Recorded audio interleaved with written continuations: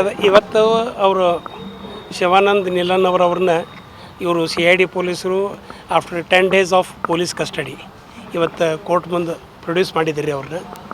ಆಮೇಲೆ ಕೋರ್ಟ್ನವರು ಅವ್ರನ್ನೀಗ till 9th June 9 ಜೂನ್ರ ತನಕ judicial ಕಸ್ಟಡಿಗೆ ರಿಮಾಂಡ್ ಮಾಡಿದ್ದಾರೆ. ಅದರ ಮುಂದೆ ಏನು ಪೊಲೀಸ್ ಕಸ್ಟಡಿ ಅದು ಏನು ಕೊಟ್ಟಿಲ್ಲ, ಡೈರೆಕ್ಟ್ಲಿ ಜುಡಿಷಿಯಲ್ ಕಸ್ಟಡಿಗೆ ರಿಮಾಂಡ್ ಮಾಡಿದ್ದಾರೆ ಈಗ. ಆಮೇಲೆ ಈಗ ಅದರೊಳಗೆ ನಾವು ಇವತ್ತೊಂದು ಅವರು ಶಿವಾನಂದ್ ಸಲುವಾಗಿ ಒಂದು ಬೇಲ್ ಅಪ್ಲಿಕೇಶನ್ ಫೈಲ್ ಮಾಡಿದ್ದೀವಿ. ಅದು ಬೇಲ್ ಅಪ್ಲಿಕೇಶನ್ಕ್ಕೆ ಅವರು CID ಅವರು ತಮ್ಮ ಅಬ್ಜೆಕ್ಷನ್ ಹಾಕೋದಕ್ಕೆ 1ನೇ ತಾರೀಕಿಗೆ ಇಟ್ಕೊಂಡಾರಿ. 1 ಜೂನಕ್ಕೆ ಅವ್ರು ಅಬ್ಜೆಕ್ಷನ್ ಹಾಕಿದರು ಅಂತಂದರೆ ಅವತ್ತು ಅದು ಬೇಲ್ ಅಪ್ಲಿಕೇಶನ್ ಮೇಲೆ ಹಿಯರಿಂಗ್ ಆಗುತ್ತೆ. ಹಿಯರಿಂಗ್ ಆದಮೇಲೆ ನೆಕ್ಸ್ಟ್ ಕೋರ್ಸ್ ಆಫ್ ಆ್ಯಕ್ಷನ್ ಕೋರ್ಟ್ನವರು ಆರ್ಡರ್ ಮಾಡೋದು ಹೆಂಗೆ ಇದನ್ನು ಮಾಡ್ತಾರೆ. ಸರ್, ಈಗ ಒಬ್ಬರು ದೂರು ಕೊಟ್ಟಿದ್ದಾರೆ, ಬೇರೆ ಯಾರೂ ಕೊಟ್ಟಿರಲಿಲ್ಲ ಇಲ್ಲಿವರೆಗೆ. ಇಲ್ಲ ಅದು ಏನು ಅದ್ರ ಬಗ್ಗೆ ಏನೂ ಡೀಟೇಲ್ಸ್ ಇಲ್ಲ ರೀ. ಆ್ಯಕ್ಚುಲಿ ಅವರು 35,000 ಅಂತಾರೆ.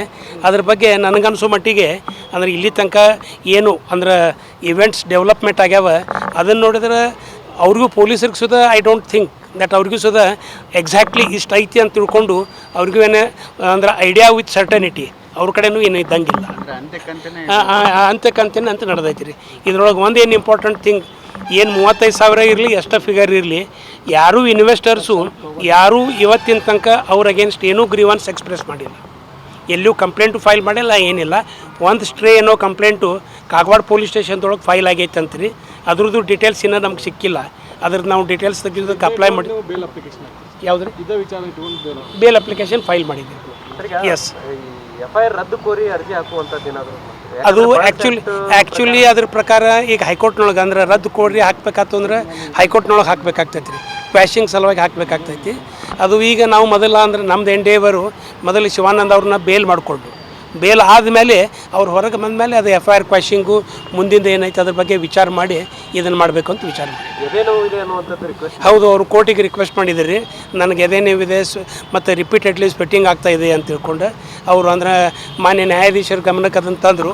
ನ್ಯಾಯಾಧೀಶರು ಅದ್ರ ಸಲುವಾಗಿ ಸೂಕ್ತವಾಗಿ ಪ್ರತಿಸ್ಪಂದಿಸಿ ಇಲ್ಲ ನಿಮಗೆ ಹಂಗೇನ್ರಿ ಇತ್ತು ಅಂತಂದ್ರೆ ನೀವು ಇಮಿಡಿಯೇಟ್ಲಿ ಕಂಪ್ಲೇಂಟ್ ಮಾಡಿರಿ ಮತ್ತು ಅವರು ಅಲ್ಲಿ ಜೈಲಿನೊಳಗಾತು ಅಥವಾ ಇಲ್ಲಿ ಬಿಮ್ಸ್ ಹಾಸ್ಪಿಟಲ್ದೊಳಗೆ ನಿಮಗೇನು ರಿಕ್ವೈರ್ಡ್ ಟ್ರೀಟ್ಮೆಂಟು ಸಿಗುವಂಗೆ ನಾವು ವ್ಯವಸ್ಥೆ ಮಾಡ್ತೀವಿ ಅಂತ ಅಂದಾರೆ. ಅದು ನಾವು ಅವ್ರಿಗೆ ಶಿವಾನಂದ್ ಅವ್ರಿಗೆ ಆ್ಯಸ್ ದೇರ್ ಅಡ್ವೊಕೇಟ್ಸ್ ನಾವು ಎಶ್ಯೂರ್ ಮಾಡೀವಿ.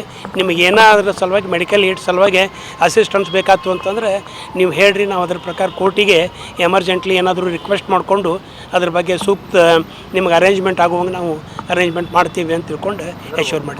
ಬೇಲ್ ಅಪ್ಲಿಕೇಶನ್ ಹಿಯರಿಂಗಿಗೆ ಬರ್ತೈತೆ ರೀ. 1ನೇ ತಾರೀಕಿಗೆ ಬೇಲ್ ಅಪ್ಲಿಕೇಶನ್ ಹಿಯರಿಂಗ್. ನಂದು RG ಪಾಟೀಲ್ ಅಡ್ವೊಕೇಟ್ ರೀ, ಬೆಳಗಾವಿ. ಯಾ